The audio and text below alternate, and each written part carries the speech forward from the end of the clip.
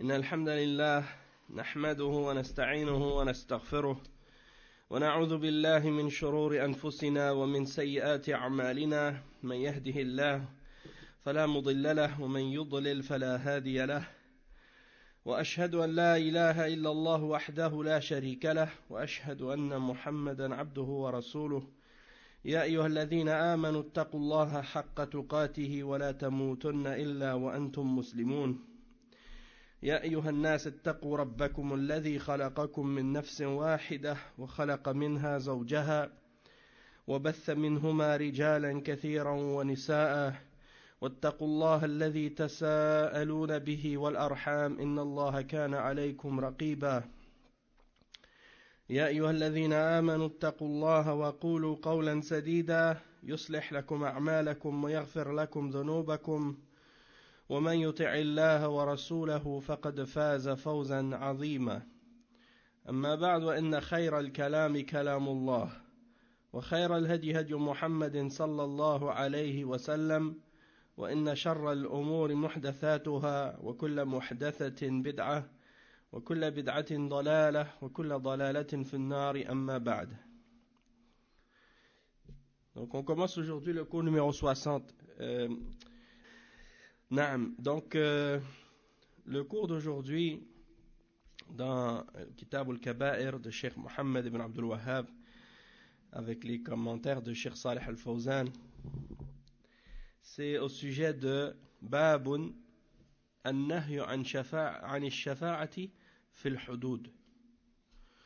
Donc c'est l'interdiction d'intercéder par rapport aux peines de la charia. Une fois que une personne a été reconnue coupable d'un crime, elle a été ramenée devant le juge, eh bien on n'a plus le droit d'intercéder en sa faveur, dans le sens qu'on n'a pas le droit d'intercéder dans le sens de demander que la peine ne soit pas établie une fois que la personne a été reconnue coupable. Et on va lire les hadiths à ce sujet-là et les versets dans le Coran. Allah subhanahu wa ta'ala, il dit dans Surat An-Nur, le verset 2, وَقَوْلُ اللَّهِ تَعَالَى وَلَا تَأْخُذْكُمْ بِهِمَا رَأْفَةٌ فِي دِينِ اللَّهِ إِن كُنتُمْ تُؤْمِنُونَ بِاللَّهِ وَالْيَوْمِ الْآخِرِ. Donc ça c'est le verset 2 dans Surat An-Nur. Et donc c'est ce qui signifie: et ne soyez pas pris de pitié pour eux dans l'exécution de la loi d'Allah, si vous croyez en Allah et au jour dernier. Donc une fois qu'on a compris que cette personne, la personne en question qui a fait le crime, elle a été reconnue coupable, on ne doit pas être pris de pitié pour cette personne dans l'application de la loi d'Allah subhanahu wa ta'ala.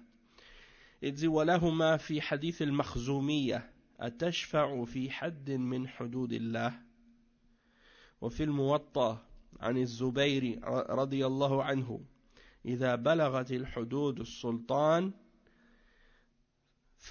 فلعن الله الشافع والمشفع. وعن ابن عمر رضي الله عنهما مرفوعا من حالت شفاعته دون حد من حدود الله فقد ضاد الله في أمره. Donc ici c'est le premier hadith qui est mentionné, rapporté par Al-Bukhari et Muslim dans leur Sahih, selon Aïcha radiyallahu anha, à propos de Al-Makhzoumiyya. Al-Makhzoumiyya, c'est-à-dire la femme qui venait de la tribu de Makhzoum. Wa alaykum salam wa rahmatullahi wa barakatuh. Bani Makhzoum. Le prophète sallallahu alayhi wa sallam a dit Atashfa'u fi haddin min hududillah. Et ça c'est à propos de Usama ibn Zayd, comme on va l'expliquer par la suite. Lorsque les gens sont venus voir en fait le messager d'Allah sallallahu alayhi wa sallam. En fait, ils n'osaient pas venir voir le messager d'Allah directement. Parce que, ils avaient honte, justement, d'intercéder auprès du messager d'Allah, sallallahu alayhi wa sallam, à propos de ce sujet-là. Puisque c'est une femme noble qui a été accusée de vol. Elle a volé. Donc, les gens avaient du mal à voir qu'on lui coupe la main. Parce qu'on disait, bon, cette femme est une femme noble. Donc, comme si il faut faire quelque chose pour pas que sa main soit coupée. Et ils ont envoyé un sahabi. Ils savent que ce sahabi-là, il est bien aimé du messager d'Allah, sallallahu alayhi wa sallam, pour intercéder en sa faveur. Et ils ont donc demandé à Usama ibn Zayd d'aller voir le prophète sallallahu alayhi wa sallam pour demander d'enlever la peine ou de ne pas appliquer la peine sur cette femme pour pas qu'elle se fasse couper la main.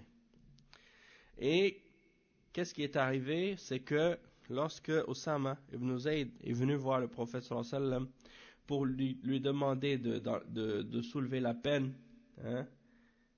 eh bien le messager d'Allah sallallahu alayhi wa sallam a été en colère. Il s'est mis en colère. Il a dit, est-ce que tu viens intercéder à propos d'une des peines, parmi les peines d'Allah subhanahu wa ta'ala?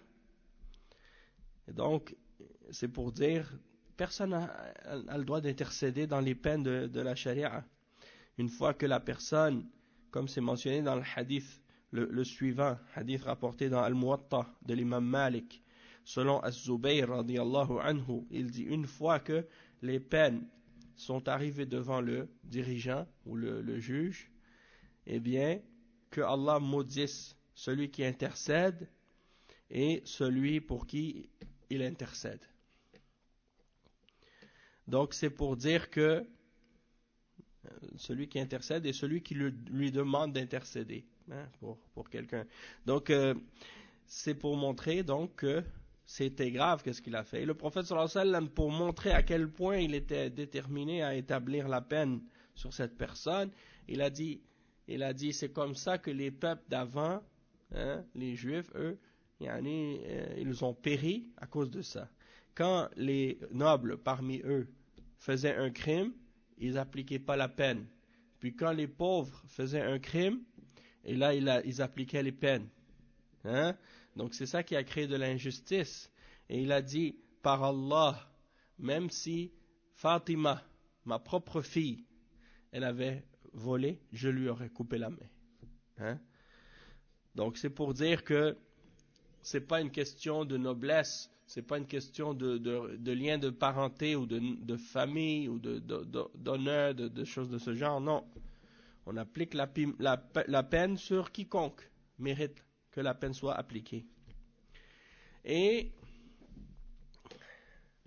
le hadith ensuite qui est rapporté, c'est un hadith qui est rapporté par Ahmad et Abu Daoud, selon Ibn Omar radiyallahu anhuma, que le messager d'Allah sallallahu alayhi wa sallam a dit, celui qui vient pour s'interposer par rapport à l'application d'une peine parmi les peines d'Allah subhanahu wa ta'ala, alors il a opposé Allah dans son commandement. Il a opposé Allah subhanahu wa ta'ala dans son commandement. Maintenant on va lire l'explication de ces différents hadiths et le sharh du cheikh vis-à-vis de ce chapitre là, il est très court. C'est un paragraphe. Donc il dit تجب إقامة الحدود الشرعية إذا ثبتت عند الحاكم بالإقرار أو البينة ولا يجوز لأحد أن يتدخل لإسقاطها بشفاعة أو بذل مال أو سلطة ويجب أن تقام على الشريف والضعيف والغني والفقير وقد جاء الوعيد الشديد في حق من تدخل لإسقاط حد كما في هذه الأحاديث التي ذكرها الشيخ في هذا الباب وقد لعن النبي صلى الله عليه وسلم من آوى محدثا. Donc le cheikh il dit, il est obligatoire d'établir les peines de la charia lorsque ces peines-là ont été confirmée et établie chez le dirigeant, chez le juge ou le représentant du dirigeant, et que soit que la personne elle a reconnu elle-même, ou soit qu'on a établi les preuves et les indices qui indiquent que cette personne a réellement commis le crime, ou bien soit par rapport à des témoins ou des choses comme ça, et il n'est permis à personne de s'interférer dans l'application des peines pour essayer de les faire tomber ou de les annuler ou de ne pas les faire appliquer, soit par une intercession ou en donnant de l'argent ou par une autorité quelconque. Et il est obligatoire à ce que les peines de la charia soient appliquées sur les personnes qui sont nobles ou celles qui sont faibles ou celles qui sont riches ou celles qui sont pauvres, sans aucune distinction. Et dernièrement, vous voyez, parce que souvent les jeunes bid'a comme les Ikhwan, comme Tariq Ramadan et d'autres, ils critiquent l'Arabie Saoudite parce que l'Arabie Saoudite applique la charia de l'islam. Donc eux, ils cherchent toujours des erreurs et des fautes en Arabie Saoudite pour critiquer l'Arabie Saoudite. Par jalousie, parfois, ou bien pour d'autres raisons que Allah connaît, qui sont dans leur cœur. Allah al-Musta'an, ils critiquent le pays qui applique la charia au lieu d'essayer de les défendre et de les encourager dans le bien. Eux, au lieu de ça, ils les attaquent et les critiquent. De la même manière que les kuffars critiquent l'islam et la charia, eux, ils critiquent l'Arabie Saoudite parce qu'elle applique la charia. Donc, ils disent, mais ils appliquent seulement les peines sur les pauvres. Et ça, c'est, encore une fois, du mensonge et de la calomnie. Et dernièrement, il y a eu la preuve de ça, lorsque le roi Salman, hafidhahullah ta'ala, il a fait que la peine de mort soit appliquée sur un des Umara, un des princes qui avait commis un crime. Donc il a été exécuté selon la charia de l'islam. Et il l'a dit, ça c'est la charia d'Allah. Donc c'est pas pour dire que parce qu'il était un prince, parce qu'il est descendant de la famille royale, qu'il est protégé ou qu'il a l'amnistie, qu'il est protégé contre les punitions de la charia. Non. Que tu sois pauvre, que tu sois riche, que tu sois noble, que tu sois simple, personne ordinaire ou peu importe qui tu es, on doit appliquer la peine si cette peine-là est méritée. Et le cheikh il dit ensuite qu'il y a des sévères menaces qui ont été mentionnées dans la charia à propos de la personne qui s'interfère pour faire annuler l'application d'une peine, comme c'est mentionné dans les ahadiths que le cheikh Mohammed ibn Abdul Wahhab a mentionné dans ce chapitre. Et le prophète sallallahu alayhi wa sallam dit dans un hadith authentique, il dit « La'anallahu man awa muhdithan » c'est-à-dire que Allah maudisse celui qui protège ou qui défend un criminel. Celui qui protège ou qui défend un criminel, quelqu'un qui fait des crimes, ou bien un innovateur. Donc c'est la même chose. Donc ça c'est la fin de l'explication des hadiths de ce chapitre. Vous voyez que c'est pas trop long. Maintenant il y a un autre chapitre. Le chapitre suivant c'est Babun man a'ana ila khusumatin fil batil. Man a'ana ila khusumatin fil batil. C'est-à-dire celui qui aide dans une dispute, il aide dans le faux, dans une dispute ou dans un conflit. C'est-à-dire quand il y a un conflit entre deux parties, au lieu d'aider dans la vérité, lui, il aide dans le faux. Donc ça fait partie des grands péchés, parmi les grands péchés. Le cheikh, il dit, An-nasu tahta, le cheikh, il fait un commentaire avant d'expliquer les hadiths qui sont mentionnés dans ce chapitre et les versets. Parce que dans ce chapitre-là, le cheikh Mohammed ibn Abdul Wahhab, il a mentionné plusieurs hadiths et plusieurs versets. Et le cheikh Al-Fawzan, il fait un commentaire en premier sur le titre. Donc il explique le titre de ce chapitre. Il dit An-nasu تحدث بينهم خصومات ومنازعات وهذا من طبيعة البشر ولذلك أرسل الله الرسل وأنزل الكتاب ليحكم بين الناس فيما اختلفوا فيه قال سبحانه إنا أنزلنا إليك الكتاب بالحق لتحكم بين الناس بما أراك الله ولا تكن للخائنين خصيما وقال وأن احكم بينهم بما أنزل الله ولا تتبع أهواءهم واحذرهم أن يفتنوك عن بعض ما أنزل الله إليك ولما توفي النبي صلى الله عليه وسلم كان العلماء هم الذين يقومون بالحكم بين الناس لأن العلماء ورثة الأنبياء يحكمون بين الناس فيما اختلفوا فيه لأن الله تعالى قال فإن تنازعتم في شيء فردوه إلى الله والرسول إن كنتم تؤمنون بالله واليوم الآخر ذلك خير وأحسن تأويلا. Donc le cheikh il explique, il dit que les gens, il y a toujours des conflits et des disputes qui se produisent entre eux.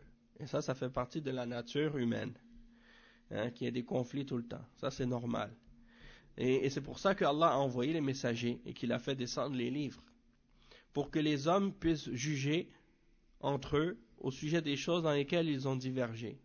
Et il mentionne le verset 105 dans Surat An-Nisa, dans lequel Allah subhanahu wa ta'ala dit « Et nous avons fait descendre sur toi le livre en toute vérité, pour que tu juges entre les hommes selon ce que Allah t'a montré, et ne sois pas un défenseur ou un disputeur pour les traîtres. » Et le verset 49 dans Surat Al-Ma'idah, dans lequel Allah subhanahu wa ta'ala dit « Et juge entre eux selon ce que Allah t'a révélé et ne suis pas leur passion.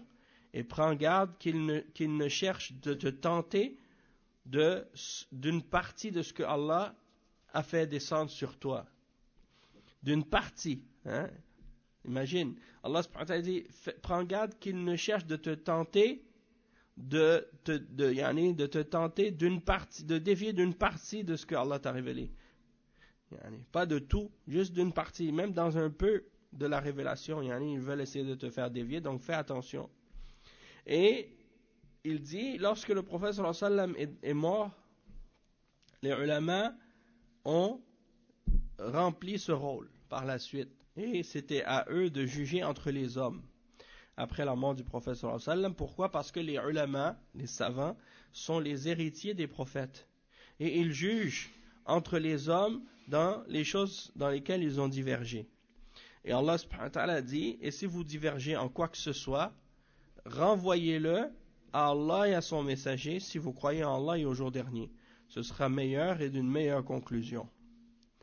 Et il dit, والرد إلى الله تعالى هو الرد إلى كتابه الكريم والرد إلى رسوله بعد موته هو الرد إلى السنة الشريفة والذين يأخذون الحكم من الكتاب والسنة هم العلماء الذين يحكمون بين الناس بموجب ما جاء في الكتاب والسنة هذا أمر ضروري للبشر لا سيما للمسلمين والخصوم ليسوا على حد سواء فقد يكون منهم من هو ألحن بالحجة من الآخر وعنده بلاغة والآخر يكون دون ذلك فالحاكم بشر يقضي على نحو ما يسمع.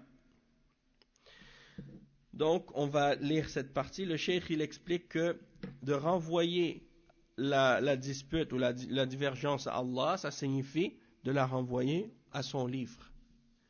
Et de renvoyer la divergence et le désaccord au messager, sallallahu alayhi wa sallam, après la mort du prophète Mohammed sallallahu alayhi wa sallam, ça signifie de la renvoyer à sa sunna. Donc avant sa mort, c'était de renvoyer au messager lui-même la discorde ou la dispute ou la divergence. Après sa mort, ça signifie de renvoyer la divergence à la sunna du prophète sallallahu alayhi wa sallam. Et donc, ceux qui prennent le verdict du livre et de la sunna, ce sont les ulama, wa alaykum salam wa rahmatullah, qui jugent entre les hommes selon ce que Allah subhanahu wa ta'ala a révélé ainsi que ce qui est mentionné dans la sunna. Ce que Allah a révélé dans le Coran et dans la sunna. Et ça, c'est donc quelque chose qui est nécessaire pour l'humanité. et en particulier pour les musulmans. Et il dit la dispute et la divergence, hein, les gens qui ont des disputes entre eux, les gens qui divergent entre eux, ils ne sont pas tous à égalité ou au même degré. Dans le sens que certains d'entre les gens sont plus éloquents, ils savent mieux s'exprimer. Hein, ils savent mieux s'exprimer quand il y a une dispute, ils savent comment expliquer leur cas, puis ils savent comment argumenter pour essayer d'établir leurs droits. Tandis qu'il y en a d'autres qui n'ont pas ce niveau-là, qui sont peut-être pas capables de s'exprimer aussi facilement. Et donc, le juge, lui, il juge parce que c'est un être humain. Donc, il juge selon ce qu'il entend. Il juge selon ce qu'il entend. Il n'a pas d'autre choix. Et c'est pour ça, le cheikh dit, وَكَمَا قَالَ النَّبِيُّ صَلَى اللَّهُ عَلَيْهِ وَسَلَّمَ إِنَّمَا أَنَا بَشَرٌ وَإِنَّكُمْ تَخْتَصِمُونَ إِلَيَّ وَلَعَلَّ بَعْضَكُمْ أَنْ يَكُونَ أَلْحَنَ بِحُجَّتِهِ مِنْ بَعْضٍ فَأَقْضِي عَلَى نَحْوِ مَا أَسْمَعُ فَمَنْ قَضَيْتُ لَهُ مِنْ حَقِّ أَخِيهِ شَيْئًا فَلَا يَأْخُذْهُ فَإِنَّمَا أَقْطَعُ لَهُ قِطْعَةً مِنَ النَّارِ. Et ça, c'est un hadith rapporté par Al-Bukhari et Muslim, qui est vraiment important. Le prophète sallallahu alayhi wa sallam a dit, il dit ce qui signifie, selon Salama, radiyallahu anha, que le prophète sallallahu alayhi wa sallam a dit, je ne suis qu'un être humain.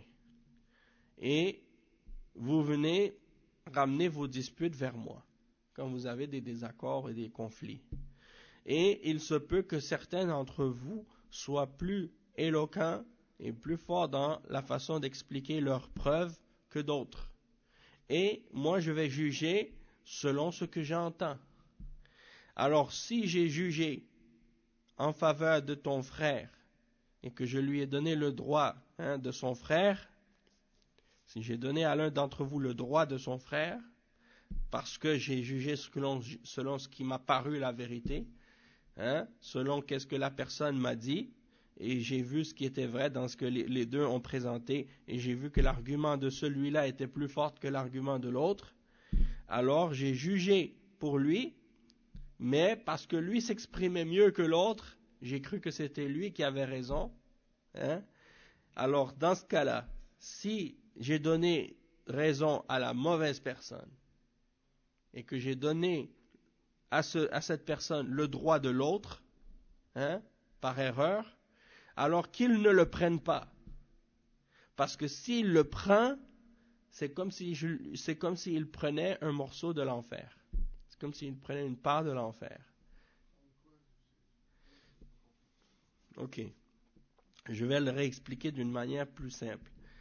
Ok. On va dire que toi, tu as un conflit avec un autre frère. On va dire ce frère-là, il s'appelle Zayd. Ok? Donc, toi, tu as un problème avec Zayd. D'accord? Tu dis, Zayd, il a pris ton cellulaire. C'est à toi. Ok? Alors, moi, j'écoute ton argument. Qu'est-ce que tu ramènes comme argument, comme preuve? Et là, j'écoute lui, qu'est-ce qu'il dit comme argument et comme preuve. Mais Zayd, il est vraiment fort dans sa façon d'expliquer, dans sa façon de parler, quand il explique les choses, quand il ramène les preuves. Il est vraiment convaincant. Il sait vraiment bien parler, bien expliquer. Tandis que toi, on dirait que tu as comme plus de difficulté à prouver ton point. Alors moi, selon ce que j'ai entendu de vous deux, je conclus que celui qui disait la vérité et qui était plus fort avec ses arguments, c'était lui, Zayd. Alors je lui dis, dans ce cas-là, le cellulaire est à toi. Mais pour de vrai, il est à toi, il n'est pas à lui. Mais moi, j'ai jugé selon ce que j'ai vu. Donc, le prophète, sallallahu alayhi wa sallam, il dit, si moi j'ai donné le droit de quelqu'un à une autre personne, alors dans ce cas-là, qu'il ne prenne pas le droit de son frère, sinon c'est comme s'il prenait un morceau de l'enfer. Donc, ça veut dire que si Zayd, il sait que ce téléphone-là, ça lui appartient pas, ça t'appartient à toi, et que j'ai jugé moi que ça lui appartenait, selon ce que j'ai entendu comme argument, et qu'il le prend quand même, c'est comme s'il prenait un morceau de l'enfer. Tu comprends? Donc c'est ça la signification du hadith. En voulant dire que le prophète Mohammed sallallahu alayhi wa sallam lorsqu'il jugeait entre les gens, il ne jugeait pas selon la révélation par rapport au jugement, dans le sens quand il y avait un conflit et qu'il jugeait entre deux personnes, c'était pas selon la révélation qu'il jugeait. Parce que s'il jugeait selon la révélation, il aurait tout de suite su c'était qui le coupable. Hein? Allah lui aurait révélé que la personne qui mérite cette chose-là, c'est celui-là, et non l'autre, et que lui c'est un menteur. Mais le prophète sallallahu alayhi wa sallam, il ne jugeait pas entre les hommes comme ça, de cette façon-là. Il jugeait selon ce qui était apparent, et ce que la personne ramenait comme preuve, et selon les évidences.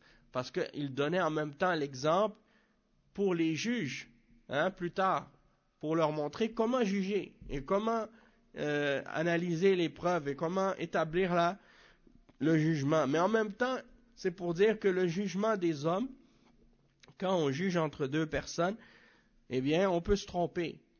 On peut faire des erreurs. C'est ça ce que le prophète sallallahu alayhi wa sallam, il explique ici. Il dit, je juge selon ce que j'entends. Et c'est possible que certains d'entre vous, vous êtes plus éloquents, plus forts dans la façon de s'exprimer que d'autres. Et donc, moi, je pense que c'est lui qui a raison, alors qu'en réalité, c'est l'autre. Mais si je me trompe et que je donne le droit d'un frère à l'autre, qu'il ne le prenne pas. فلا يأخذه فإنما أقطع له قطعة من النار. C'est comme si je lui avais donné un morceau de l'enfer. Le cheikh il dit حكم الحاكم لا يغير الحق لأنه يقضي على نحو ما يسمع. Le cheikh il dit le jugement du juge ou du dirigeant ne change pas à la vérité.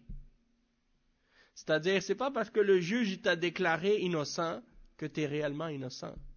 C'est pas parce que le juge t'a déclaré coupable que tu es réellement coupable, parce que le juge il peut parfois avoir tort. Et combien de gens qui ont été coupables, ils ont été nommés innocents? Et combien de gens qui sont innocents, ils ont été nommés coupables parfois? Donc il y en a comme ça des criminels. Ils disent, moi selon la loi, j'ai été nommé innocent. Alors qu'au fond de son cœur, il sait qu'il est criminel. Mais il peut tromper les hommes, mais il ne peut pas tromper Allah, subhanahu wa ta'ala. Donc le cheikh il dit, moi je juge selon ce que j'entends. Il dit, وَالْحَقُّ قَدْ يَكُونُ عَلَى خِلَافِ مَا قَضَى بِهِ. Il dit, c'est possible que la vérité soit le contraire de ce qu'il a jugé. لأن الحاكم حكم لأن الحاكم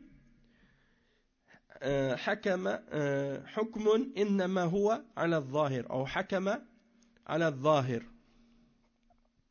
لأن الحاكم حكم إنما هو على الظاهر أما الباطن فلا يعلمه إلا الله. Le juge il juge juste selon qu'est-ce qui est apparent, qu'est-ce qui est extérieur. L'intérieur, c'est seulement Allah qui le connaît. Le cœur, c'est seulement Allah qui le connaît. Et il dit وَلِذَلِكَ تُعَادُ الْخُصُومَاتِ عِنْدَ اللَّهِ يَوْمَ الْقِيَامَةِ. Il dit c'est pour ça que tous les conflits et les disputes, les conflits et les procès et les audiences, toutes ces choses-là qui ont eu lieu sur terre, elles vont être refaites devant Allah au jour de la résurrection. Subhanallah. Et au jour de la résurrection, Allah va établir la vraie justice. C'est pour ça. Allah va établir la vraie justice. Donc ceux qui avaient été accusés injustement, ce jour-là, ils vont être disculpés de ce qu'on leur a attribué. Et ceux qui avaient été innocentés injustement, ils vont être déclarés coupables ce jour-là, selon le jugement de la vérité et le jugement d'Allah subhanahu wa ta'ala qui connaît toutes les choses apparentes et cachées. Et le cheikh il dit نعم وينتصف للمظلوم من الظالم. Et on va remettre le jugement correct de celui qui a été opprimé vis-à-vis de l'injustice qu'il a subie. Et il dit وَتُؤَدَّ الْحُقُوقِ إِلَى أَهْلِهَا. Et on va remettre les droits à ceux qui en sont les vrais détenteurs. Et il dit فَلَا يَقُولُ أَحَدٌ مَا دَامَ الْقَاضِي حَكَمَ فِي الْقَضِيَّةِ فَالْحَقُّ صَارَ لِي. Il dit, il n'y a personne qui a le droit de dire, lorsque le juge il a jugé en sa faveur, qu'il dit, ah, c'est à moi puisque le juge il m'a donné le droit. C'est lui qui il a dit que j'avais raison. Non, toi tu sais au fond de ton cœur que t'as pas raison. Alors, pourquoi tu utilises le jugement du juge comme un argument, comme une preuve pour justifier? Qu'est-ce que tu dis? Alors que tu sais très bien que le juge il s'est trompé, il a jugé incorrectement. Donc le cheikh il dit فهذا لا يجوز. Il dit فالحق صار لي وهو يعلم في قرارة نفسه أن الحق لأخيه. Il sait au fond de lui-même que le droit en question ça appartient à son frère, pas à lui. Donc il dit هذا لا يجوز لأن حكم الحاكم لا يحل حراما ولا يحرم حلالا. Donc il dit ça c'est pas permis. C'est-à-dire, tu n'as pas le droit de te baser sur le jugement du juge pour justifier quelque chose, alors que tu sais au fond de toi-même que c'est faux. Parce que le jugement d'un juge ne rend pas halal ce qui est haram, et ne rend pas haram ce qui est halal. Et le cheikh il dit, وَإِنَّمَا يَقْضِي عَلَى نَحْوِ مَا يَسْمَعُ وَبِمَا تَوَفَّرَ إِلَيْهِ مِنَ الْبَيِّنَاتِ. ولذلك قال النبي صلى الله عليه وسلم فإنما هي قطعة من النار فليأخذها وليتركها أو ليتركها. أخرجه البخاري ومسلم من حديث سلمة. Donc le cheikh il dit, donc le juge lui il a jugé seulement selon ce qu'il a entendu et selon ce qu'on lui a présenté comme argument et comme preuve et comme témoin et comme indice et ainsi de suite. Et le prophète sallallahu alayhi wa sallam il dit, celui qui prend le droit de son frère qui ne lui appartient pas, alors c'est comme s'il avait pris un morceau de l'enfer, qu'il le prenne ou qu'il le laisse, qu'il le prenne ou qu'il le laisse par la suite. Mais s'il le laisse, il va être épargné du péché, mais s'il le prend, il va en subir les conséquences au jour de la résurrection. Le cheikh il dit ensuite, وقد يكون هناك من ينوب عن الخصم كالوكلاء والمحامين وهذا موضوع الباب. فمن كان يتوكل عن غيره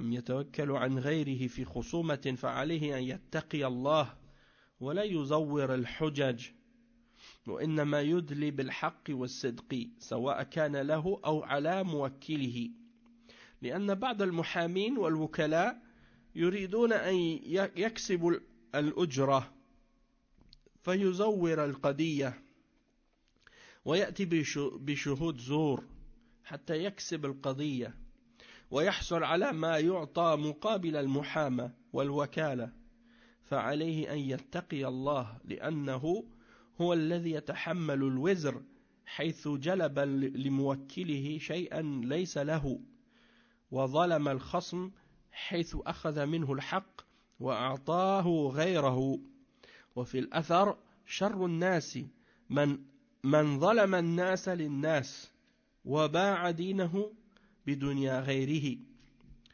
Donc le cheikh il dit que des fois dans les disputes et dans les conflits, il y a des gens qui défendent d'autres personnes ou qui sont chargés de défendre d'autres personnes, comme les avocats par exemple. Okay?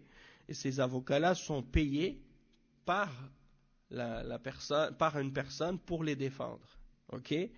Donc, ça c'est le sujet du chapitre, le cheikh il dit, et c'est-à-dire que, comme dans le titre, c'était écrit, celui qui aide dans une dispute, mais par le faux, par ce qui est faux. Donc le cheikh il dit, parfois quelqu'un il va être chargé de défendre une personne, et si c'est le cas, la personne elle doit faire preuve de crainte d'Allah subhanahu wa ta'ala, et elle ne doit pas falsifier les preuves, falsifier les arguments, parce qu'elle doit être véridique et dire la vérité. Peu importe que c'est en sa faveur, que c'est pour lui ou contre lui, il doit dire la vérité. Pour lui, on comprend. Contre lui, oui, même contre toi-même, tu dois dire la vérité. parce que tu es un musulman et tu ne dois pas mentir, tu ne dois pas falsifier pour défendre le faux. Et il dit à des avocats, par contre, eux, ils veulent juste avoir leur salaire et de l'argent, c'est tout. Donc, ils ont été payés pour défendre quelqu'un, ils veulent avoir l'argent, ils vont tout faire pour arriver à leurs objectifs, même s'il faut ramener des faux témoins, ramener des fausses preuves, des preuves falsifiées, des faux documents, des documents obtenus illégalement, des choses vraiment graves qu'ils vont faire pour tout, pour arriver à défendre ceux pour qui ils travaillent. Et des fois, ils savent que la personne en question, elle est injuste. Qu'est-ce qu'elle fait, c'est pas correct, mais ils la défendent quand même dans l'injustice. Et ça, c'est pas correct. Et il veut à tout prix gagner sa cause. Et donc, il doit craindre Allah subhanahu wa ta'ala. Tout ça, c'est important de craindre Allah là-dedans. Mais celui qui n'a pas de crainte d'Allah, il fait qu'est-ce qu'il veut. C'est pas pour rien, on dit les meilleurs avocats, c'est les juifs. Parce qu'ils ne craignent pas Allah subhanahu wa ta'ala. Ils vont faire tout pour se détourner de la peine et comme on dit, se faufiler entre les lois pour arriver à s'en sortir. Et ils savent comment faire. Et c'est pas que les juifs. Il y a des chrétiens aussi, il y a des athées aussi, il y a toutes sortes d'autres personnes qui sont forts là-dedans aussi, mais on connaît et ils sont reconnus comme ça. Et il dit le cheikh que donc il faut avoir la crainte d'Allah. Le musulman, lui, il va s'abstenir de défendre quelqu'un en utilisant des choses fausses. Mais le kafir, lui, il ne craint pas Allah. Il n'y a rien qui l'empêche de faire ça. Il ne sait pas qu'au jour de la résurrection, il va être questionné et jugé. Il va avoir à porter le poids de ce péché-là devant Allah au jour de la résurrection. Nasallallahu al-afiyah. Donc, il doit faire attention à ça. Et donc, de faire de l'injustice à la personne avec qui tu as un conflit, juste parce que tu veux prendre son droit, et ou bien tu le prends pour le donner à quelqu'un d'autre, c'est la même chose. Et il y a une athar, une narration, qui dit que la pire des personnes, c'est celle qui fait de l'injustice, aux gens pour des gens, et qui vend sa religion pour la dunya de quelqu'un d'autre, Donc c'est grave.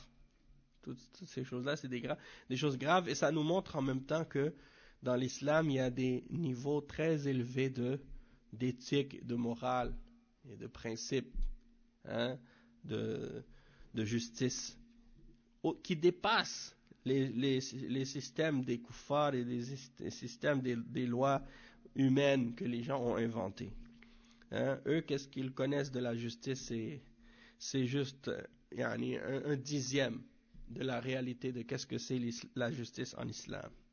Et le cheikh il dit فهو أخذ الحق من صاحبه وأعطاه لغير صاحبه بسبب تزويره وخصوماته وبلاغته في الحجة فعلى الذين يتولون المحاماة والوكالات وأمر الخصومات أن يتقوا الله عز وجل وأن لا يخاصموا إلا بحق أما أن يتعمدوا التزوير ويغرروا بالقاضي ويستخدموا لذلك الأساليب الملتوية كأن يكون هناك رشوة أو شهادة زور فهذا في غاية الخطورة فالخصومة في الباطل أو بالباطل خطرها عظيم وشرها كبير فعليهم أن يتقوا الله تعالى ويعلموا أنهم مسؤولون أمام الله سبحانه وتعالى.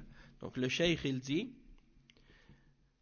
donc il a pris le droit de son frère et l'a donné à quelqu'un d'autre à cause de sa falsification dans la façon comment il a argumenté et à cause de son éloquence, comment il présente les preuves de façon bien expliquée, bien exprimée, et il trompe les gens de cette façon-là. Donc ceux qui font le métier d'avocat ou des choses comme ça, hein, eh bien, ils doivent craindre Allah, hein, dans ces disputes-là. Et ils ne doivent argumenter et disputer que par la vérité. Et ils ne doivent pas, de façon intentionnelle, falsifier les preuves et les arguments pour tromper le juge, et en utilisant des ruses et des trucs comme ça, ou en utilisant des pots de vin, ou des faux témoignages, ou des choses de ce genre. Ça, c'est très dangereux. Et il dit donc que de disputer et d'argumenter par le faux, ça c'est quelque chose de très grave, très dangereux, et le mal qui en découle est très grand. Et donc, vous devez craindre Allah, ils doivent craindre Allah, ces gens-là, et savoir que ils vont être responsables et questionnés devant Allah, subhanahu wa ta'ala. Donc là, le cheikh, maintenant, il cite les versets du chapitre. Il dit, وقال الله تعالى وتعاونوا على البر والتقوى ولا تعاونوا على الإثم والعدوان. وقوله من يشفع شفاعة حسنة يكن له نصيب منها ومن يشفع شفاعة سيئة يكن له كفل منها. Al-Aya. Donc, il y a deux versets qui sont mentionnés ici. Le premier verset dans Surat Al-Ma'idah, le verset 2, dans lequel Allah subhanahu wa ta'ala dit « Et encouragez-vous ou bien collaborez entre vous dans la bonté et la piété, et ne vous encouragez pas les uns les autres dans le péché et dans la transgression. » Donc, on ne doit pas s'entraider dans le péché et la transgression. Donc, des fois, par exemple, les gens ils te demandent « Est-ce que j'ai le droit de faire un travail dans tel endroit où il y a tel péché qui se fait ?» ou est-ce que j'ai le droit d'aider quelqu'un à faire telle chose dans tel travail dans lequel il y a quelque chose de haram ou quelque chose comme ça. Et la réponse, les ulama, ils ramènent toujours ce verset-là. وَتَعَاوَنُوا عَلَى الْبِرِّ وَالتَّقْوَى. C'est-à-dire, entraidez-vous les uns les autres dans la piété, dans la bonté et la piété. Et ne vous entraidez pas dans le péché et la transgression. Donc, toute chose dans laquelle il y a du péché et il y a de la transgression, on ne doit pas s'entraider dedans. On ne doit pas travailler là-dedans. Parce que ça voudrait dire qu'on aide quelqu'un à faire ce qui est haram. Et ça, c'est pas permis. Il y en a qui disent, comme je disais tout le temps, il y a des gens qui sont parfois en train de demander dans la rue, là, ils demandent des choses. Ils voient quelqu'un, ils disent, est-ce que tu as une cigarette? Puis la personne, elle pense qu'elle fait un acte de générosité. Elle lui sort une cigarette, elle lui donne.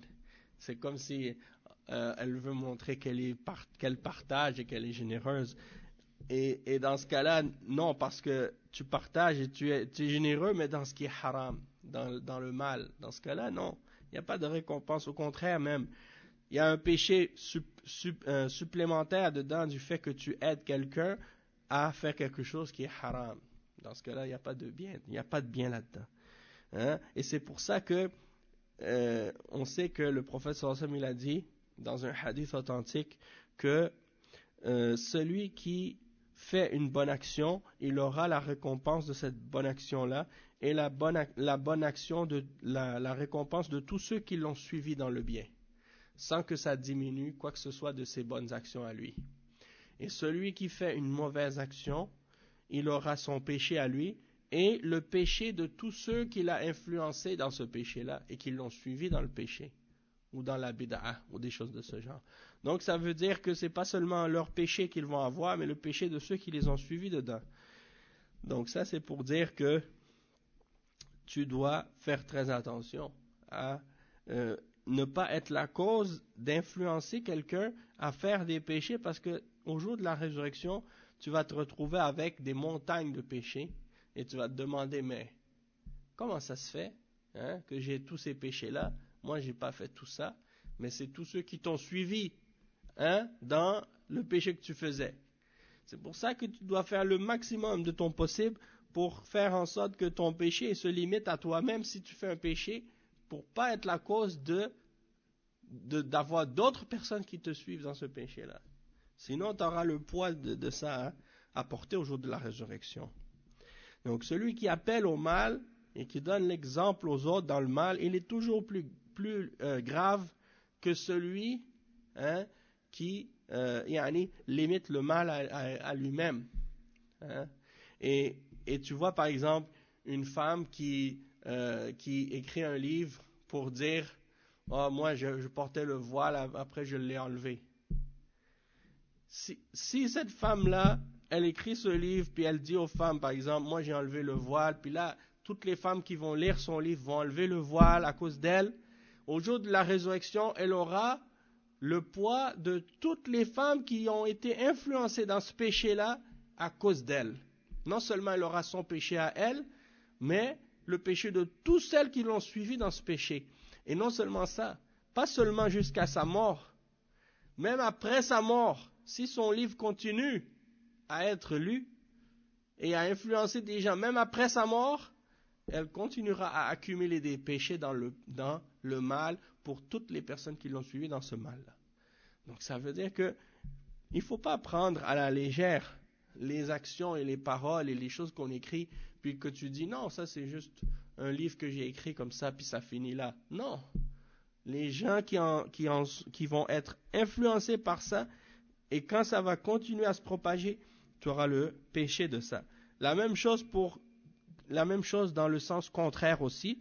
Si tu as été la cause d'appeler les gens au bien, et que des gens ont fait des bonnes choses à cause de ton influence, eh bien, tu auras les bonnes récompenses de tout ce qu'ils ont fait après toi, même si c'est après ta mort. Si tu as laissé quelque chose qui continue à travailler pour toi, donc tout ce qui aura été utilisé dans le bien, dans ce sens-là, ça va être des bonnes actions pour toi dans l'avenir.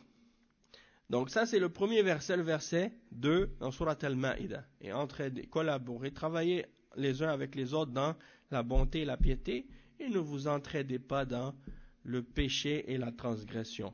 L'autre verset que le cheikh il a cité, c'est le verset 85 dans Surat An-Nisa, dans lequel Allah subhanahu wa ta'ala dit « Quiconque intercède d'une bonne intercession en aura une part, et quiconque intercède d'une mauvaise intercession en portera une part de responsabilité, et Allah est puissant sur toutes choses. » Dans la vie d'ici-bas, les gens ils intercèdent toujours les uns pour les autres, dans toutes sortes de choses, dans le bien et dans le mal.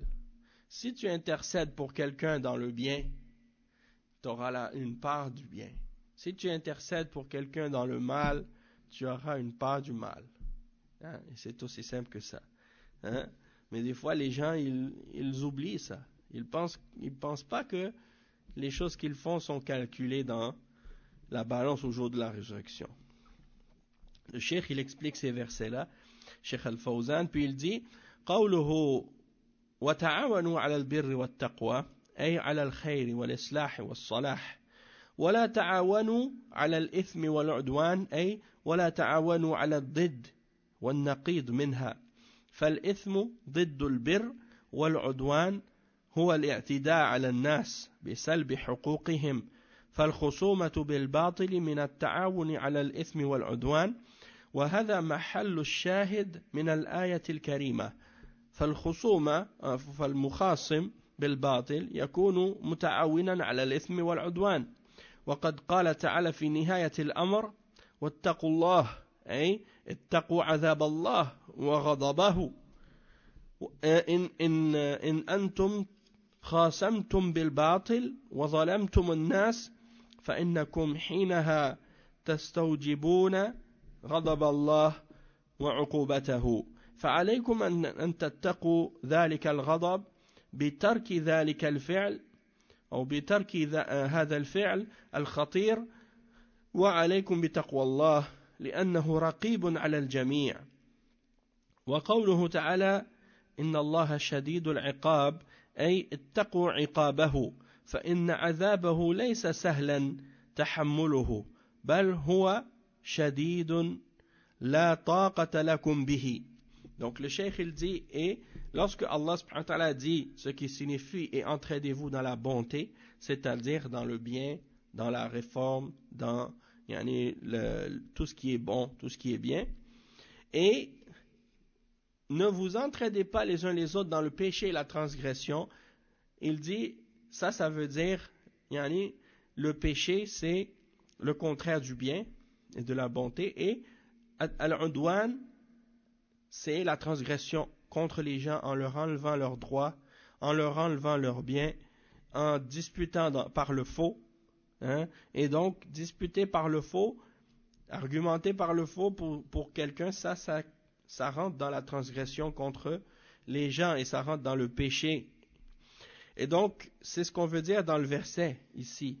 Et la personne qui défend quelqu'un dans le faux et qui argumente pour quelqu'un dans le faux, eh bien, c'est comme si elle collaborait, hein, dans le péché, dans la transgression. Et donc, Allah subhanahu wa ta'ala dit à la fin du verset, et craignez Allah, hein, taqullah. Et taqwa, c'est de se protéger d'Allah, de chercher une protection contre Allah. Comment on peut se protéger d'Allah? Est-ce qu'il y a quelqu'un qui peut nous protéger contre Allah? Personne ne peut nous protéger contre Allah. Mais il n'y a personne qui peut nous protéger d'Allah excepté Allah lui-même. Et la façon comment on peut se protéger d'Allah, c'est en cherchant d'utiliser les moyens que Allah nous a donnés pour se protéger de son châtiment, c'est-à-dire de faire ce qu'il nous ordonne et de s'écarter de ce qu'il nous interdit. Et c'est comme ça que si on fait ça, on fait ce que Allah nous ordonne et on s'écarte de ce qu'il nous a interdit, eh bien on va être protégé contre sa colère. On aura une protection contre sa colère. Mais si on dispute dans le faux et par le faux et qu'on fait de l'injustice aux hommes, alors dans ce cas-là, vous avez fait ce qui exige la colère d'Allah et son châtiment. Et donc, vous devez chercher une protection contre la colère d'Allah en abandonnant de faire ces genres d'actes qui sont dangereux. Et vous devez faire preuve de piété et savoir que Allah subhanahu wa ta'ala vous surveille et il vous voit tous. Et donc, il dit, et ensuite Allah subhanahu wa ta'ala il dit, ce qui signifie, et Allah est dur en châtiment. Et certes, Allah est dur en châtiment. C'est-à-dire, craignez son châtiment, car son châtiment n'est pas facile à endurer, et même qu'il est tellement dur que vous ne serez pas capable de le supporter. Le cheikh il dit ensuite, فهذا فيه تحذير من المعاونة على الخصومة بالباطل فمن فعل وأعان على ذلك فقد عرض نفسه لعقاب الله وقوله تعالى من يشفع شفاعة حسنة يكن له نصيب منها الشفاعة قسمان الأولى شفاعة عند الله تعالى وهذه له شروطها كما جاءت في الكتاب والسنة والثانية عند المخلوقين. Donc le cheikh il dit ici donc que Allah subhanahu wa ta'ala donc il avertit contre le fait de s'entraider dans le faux et de disputer par le faux. Et donc quiconque fait cela ou aide à cela, eh bien il s'est mis lui-même à la merci du châtiment d'Allah. Et il dit ensuite dans le verset suivant, Allah subhanahu wa ta'ala, le verset 85 dans Surat An-Nisa, il dit ce qui signifie, et celui qui intercède d'une bonne intercession, il aura une part de cela. Il dit le Cheikh Al-Fawzan que l'intercession elle est de deux types. Il y a deux types d'intercession. L'intercession auprès d'Allah et l'intercession auprès des créatures. Ça c'est deux types d'intercession. Et dans ces deux types d'intercession, il y a une partie qui est bonne, et un aspect qui est bon, et il y a un exemple qui est mauvais aussi, dans les deux. L'intercession auprès d'Allah subhanahu wa ta'ala, il y en a qui c'est shirk, et il y en a qui c'est permis. Et l'intercession auprès des créatures, il y en a que c'est dans le faux, il y en a que c'est dans le vrai. Hein? Donc il donne l'exemple, le cheikh il explique. Il dit الشفاعة هي ما يسميها الناس اليوم الوساطة والوساطة في تحصيل الطلب هي أن يتقدم شخص بطلب من الوالي أو الحاكم شيئا له فيه مصلحة وليس فيه ظلم أو عدوان على أحد لكن يكون الحاكم لا يلقي بالا لهذا الطلب لأن الطالب ليس ذا شأن أو لا يعرفه الحاكم فيأتي بعض الناس فيشفعون عند الحاكم لهذا الطالب في طلبه والشفاعة مأخوذة من الشفع والشفع ضد الوتر فصاحب الطلب يكون منفردا في طلبه ثم جاء هذا الواسطة أو جاء هذا بالواسطة فصار شافعا له فتحول بذلك من كونه منفردا في طلبه إلى أن أصبح شفعا.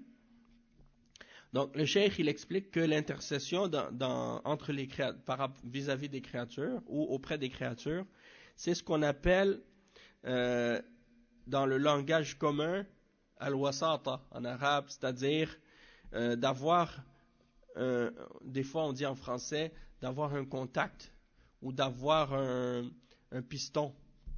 Je ne sais pas si vous dites ça ici, le piston. Qu'est-ce qu'on dit ici? Comment on dit? Quand tu as une connexion, ici on dit une connexion. En anglais, hook up, oui. C'est-à-dire d'avoir un contact, d'avoir une connexion, d'avoir quelqu'un qui est haut placé, qui est proche de quelqu'un qui est responsable et qui peut te faciliter l'accès auprès de lui pour obtenir une faveur. Hein? Comme par exemple, tu vas avoir un travail dans une compagnie, puis tu sais que ton ami, là, il est proche du patron, du responsable. Tu dis, bon, est-ce que tu pourrais parler à ton patron pour moi? Tiens, je te donne mon CV. Présente-lui ça, tu sais, puis peut-être qu'il va accepter, puis qu'il va m'engager parce qu'il te connaît et te fait confiance.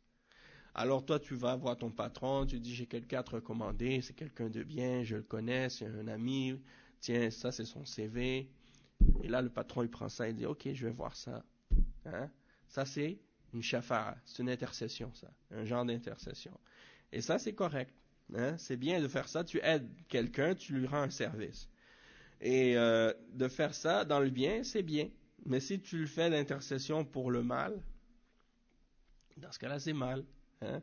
C'est comme quelqu'un, par exemple, je sais pas moi, il veut faire quelque chose de haram. Je sais pas moi, il cherche un travail, mais dans quelque chose qui n'est pas permis dans l'islam.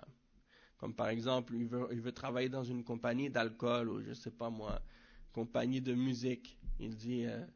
tiens, je te donne mon CV, fais-moi rentrer, des choses comme ça. Et si tu l'aides dans le haram, dans ce cas-là, c'est haram. Aider dans le halal, c'est bien. Mais aider dans le haram, c'est pas bien. Le cheikh, il explique, lui, il donne un autre exemple. Il dit, c'est comme, par exemple, quand tu veux obtenir quelque chose, par exemple, quelqu'un, il veut obtenir quelque chose du dirigeant ou d'un quelqu'un qui est dans un poste d'autorité. Il veut quelque chose, mais il n'est pas capable de l'obtenir. Et dans cette demande, il n'y a pas d'injustice, il n'y a pas de transgression. C'est juste un bien qu'il veut avoir. Et il n'est pas capable d'aller directement voir le responsable lui-même, parce que, premièrement, le responsable en question, il ne le connaît pas. Parce que la personne en question, la personne qui a un besoin, elle n'est pas importante. Toi, par exemple, tu n'es pas important, donc tu dis, si je vais aller lui parler, il ne va pas me recevoir, il ne va pas me donner d'importance.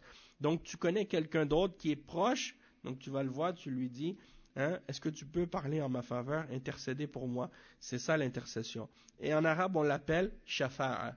Et le cheikh explique que shafa'a, ça vient de ash-shafa'.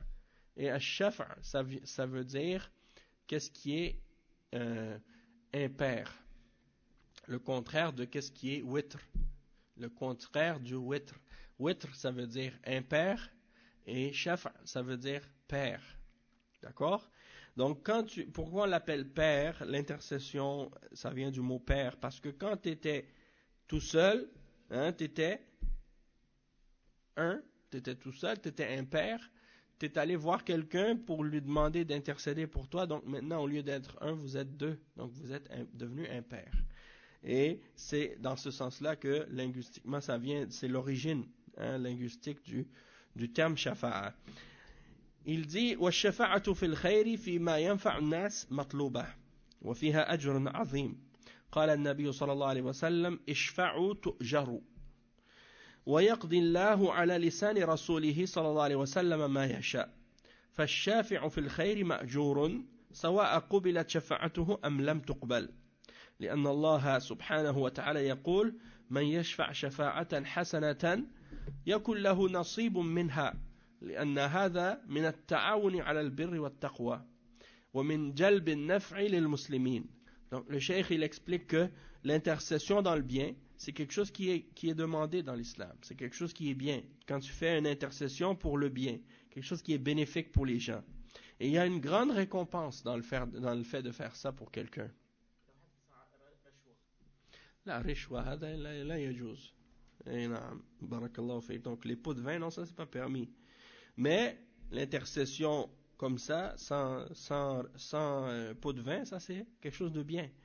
Et le prophète sallallahu alayhi wa sallam a dit, dans un hadith qui est rapporté par Al-Bukhari et Muslim, selon Abu Musa al-Ash'ari, il a dit, intercédez et vous serez récompensés. Intercédez et vous serez récompensés. Ishfa'u tu'jaru. Et donc, ça c'est pour dire que Allah subhanahu wa ta'ala, il dit, wa yaqdillahu ala lisani rasulihi ma yasha. Il dit, Allah, il décrète par la langue de son messager ce qu'il veut. Et ça, c'est pour dire que il a décrété cet exemple-là, que l'intercession dans le bien, c'est quelque chose qui est récompensé. Même si l'intercession n'est pas acceptée. C'est-à-dire que quelqu'un il te demande d'intercéder en sa faveur. Tu seras récompensé par Allah pour ça. Même si l'intercession que tu fais pour la personne, c'est pas accepté. Hein? Si tu payes pour, par exemple, un visa de résidence pour rester en l'islam, tu payes une personne pour ça, par exemple. Bon, ça dépend des cas. Si c'est permis de procéder de cette manière, ouais, non, c'est ça. Si c'est légal, oui. Si c'est illégal, dans ce cas-là, non. Parce qu'il faut procéder de la façon qui est permise islamiquement.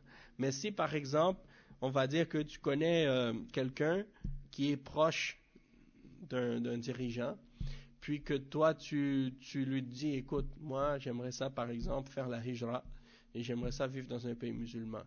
Est-ce que ce serait possible pour toi de parler avec le dirigeant pour qu'il me donne la permission de rester dans son pays, ou qu'il me donne la résidence ou quelque chose comme ça? Laisse-moi te dire que si tu connaissais quelqu'un qui est ami avec le roi d'Arabie Saoudite ou le roi d'un pays musulman et que il te respecte, ou bien il le respecte, cette personne-là, et qu'il lui demande, lui il veut une résidence, il a juste à signer un papier et puis ça y est, tu as la résidence tout de suite. Hein? C'est pas nécessaire que tu vas passer par tous les processus là, les étapes, non, parce que le roi il a la décision dans ces affaires-là s'il veut. Mais c'est sûr que c'est pas facile de connaître quelqu'un qui a, comme on dit, cette connexion-là, tu vois. Mais c'est pour dire que si quelqu'un est capable de t'aider dans ça, c'est quelque chose de bien. Parce que la hijra, de quitter un pays non musulman pour aller vivre dans un pays musulman, c'est une des plus grandes formes d'adoration dans l'islam. Hein? Et Allah subhanahu wa ta'ala, il a mentionné la hijra dans plusieurs versets dans le Coran, et il en a fait l'éloge. Donc il n'y a pas de doute que c'est une ibada. Hein? Et le cheikh il dit également que ton intercession soit acceptée ou non, elle sera récompensée. Ça veut dire que toi là, si tu vas voir ton patron par exemple, tu lui dis, est-ce que tu pourrais par exemple engager un tel, ça c'est une personne que je connais, c'est une bonne personne, il va faire le bon travail. Si le patron il l'accepte, tu auras la récompense. Si le patron l'accepte pas, tu auras la récompense quand même aussi. Parce que tu as fait l'effort, tu as essayé et tu as voulu intercéder, Allah va te récompenser. Celui qui fait une bonne intercession pour quelqu'un, il aura une part de cette intercession-là. Et il dit, et ça fait partie de s'entraider dans la bonté et dans la piété. Et ça fait partie d'essayer de ramener du bien pour les musulmans.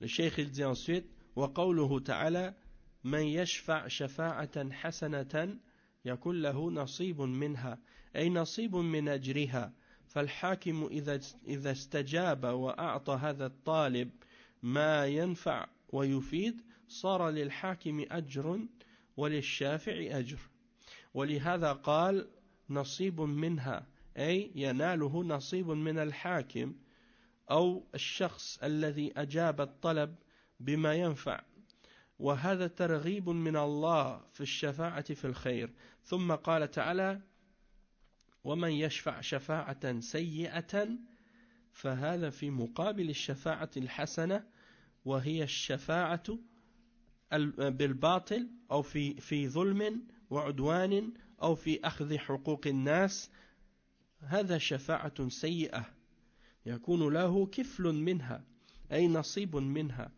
فيكون على الذي أجاب الشفاعة وهو الوالي أو من عنده الطلب إثم يشترك فيه مع الشافع وهذا فيه تحذير من الشفاعة بالباطل لأخذ حقوق الناس كما أن منع إقامة الحدود فيه إعانة للظالم على ظلمه وهذا من الشفاعة السيئة وسيأتي ذكر ما فيها من الوعيد. Donc le cheikh il dit que celui qui intercède donc il mentionne le verset dans lequel Allah subhanahu wa ta'ala dit ce qui signifie et quiconque intercède d'une bonne intercession il aura une part de celle-ci, c'est-à-dire une part de la récompense.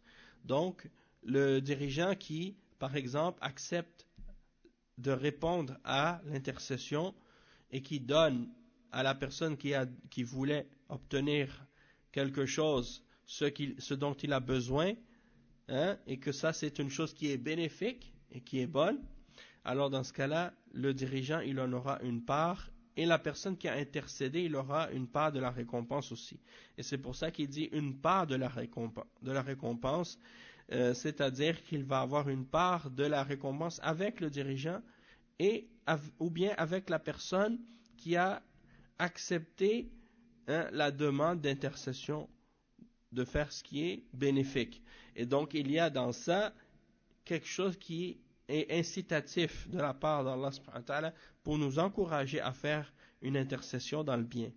Puis il dit ensuite ce qui signifie dans le verset et quiconque fait une intercession mauvaise qui intercède dans le mal.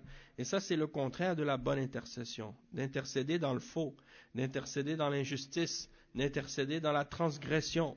Donc ça, c'est dans le fait de vouloir prendre le droit des autres.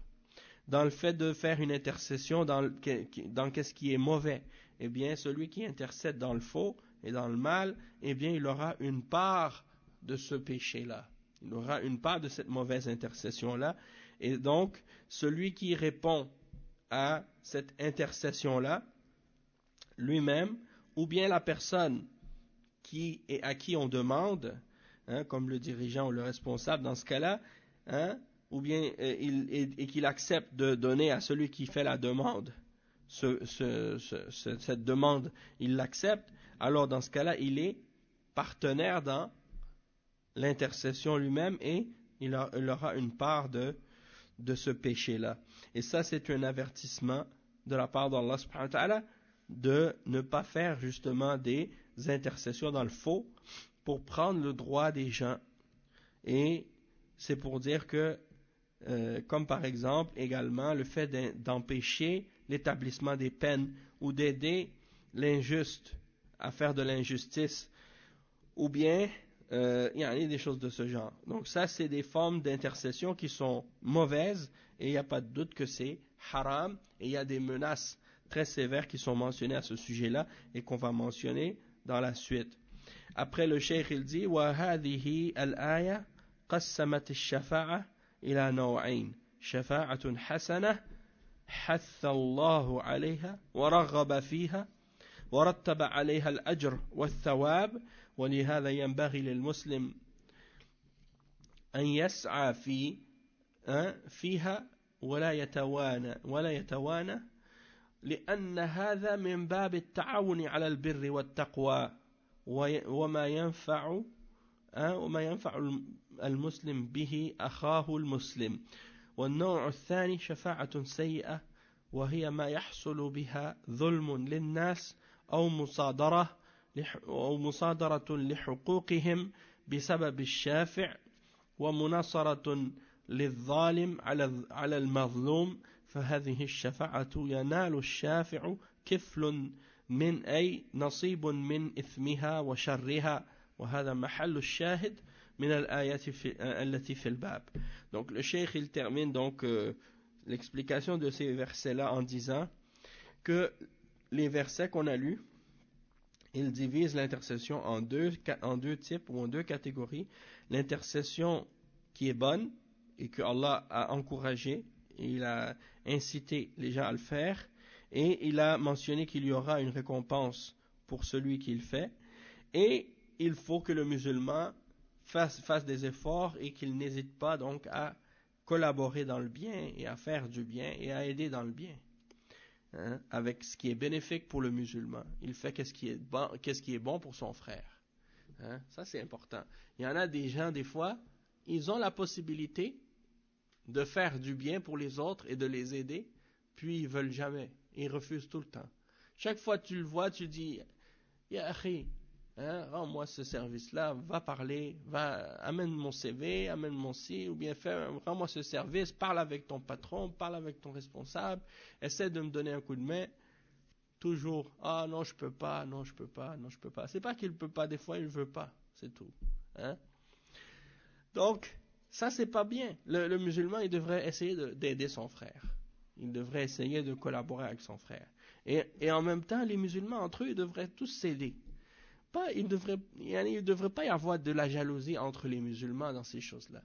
Des fois, qu'est-ce qui se passe, c'est que quelqu'un il dit, moi j'ai réussi à avoir ce poste, je suis arrivé dans cette compagnie, ou bien je suis arrivé à telle situation, et là, bon, c'est chacun pour soi. Si les autres ils veulent rentrer, ils s'arrangeront par eux-mêmes, hein?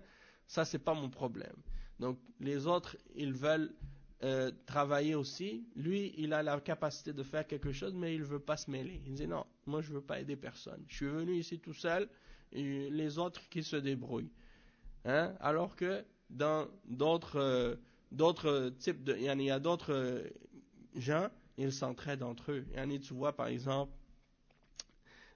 des gens, par exemple, je ne vais pas nommer de catégorie de personnes, mais c'est juste pour dire, il y en a, au lieu de penser qu'à eux-mêmes, ils pensent pas seulement à eux-mêmes, mais ils pensent aussi à d'autres qui sont de leur communauté ou de leur même groupe qu'eux ou je sais pas quoi. Et donc, ils veulent les aider eux aussi à monter avec eux. S'ils arriver dans un poste ou avoir une situation, ils font tout ce qu'ils peuvent pour essayer d'aider les autres à venir avec lui et à travailler eux aussi et à être dans des situations intéressantes.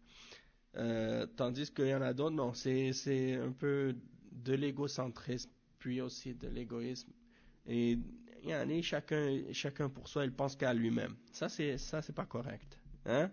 Et le cheikh il dit, hein, je ne sais pas, vous connaissez pas le jeu Le Roi de la Montagne? Vous connaissez ce jeu-là? Hein? Le Roi de la Montagne, hein? Une fois que tu es arrivé en haut, tu pousses tout le monde en bas. Tu veux pas que personne vienne prendre ta place. Il y en a, c'est comme ça dans leur tête. Ils voient la vie comme ça, comme le jeu du Roi de la Montagne. Il veut être le Roi de la Montagne. Donc au lieu d'aider les autres à monter, il veut tous les pousser en bas. Parce que lui, il veut être tout seul en haut. Ça c'est, a'udhu billah, ça c'est vraiment pas correct.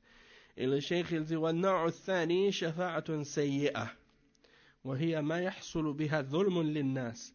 Donc l'autre type d'intercession qui est mauvaise, c'est l'intercession dans le mal, dans laquelle il y a de l'injustice pour les autres, dans laquelle il y a le fait de prendre le bien des autres et les droits des autres à cause de l'intercesseur, et de venir en aide à l'injuste contre l'opprimé. Ça c'est vraiment incorrect.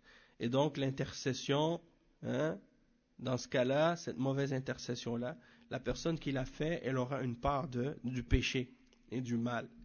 Et c'est ça qu'on voulait tirer dans ce verset-là comme preuve par rapport au chapitre. On va s'arrêter ici pour aujourd'hui, puis on continuera demain, Inch'Allah, la suite de ce chapitre avec les hadiths qui parlent de ce sujet-là, et on va lire ensemble donc ce qui a été dit là-dessus demain, bi'idhnillah. Subhanakallahumma bihamdik, ashhadu an la ilaha illa anta astaghfiruka wa atubu ilayk, wa sallallahu wa sallam ala nabiyyina Muhammad wa ala alihi wa sahbihi ajma'in.